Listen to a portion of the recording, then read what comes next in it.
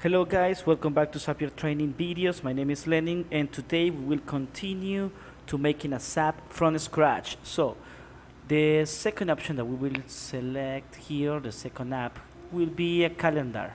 So let's create a quick event. It says create an event from a piece of text. Google parses the text for date, time and description info. Let's do it. So let's click on continue. We're gonna select the account that we have already synced with Zapier. Now it says choose value, so right now we're gonna select the calendar we want to sync.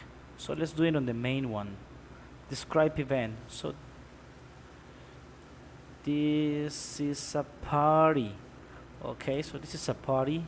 Attendees, let's invite someone. Okay, now let's click on continue.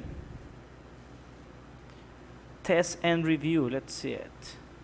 Test and continue, okay. A test quit ad event was sent to Google Calendar just now. Let's check it. Okay, you can see here, this is a party, 8:51, 9:51. So that is awesome.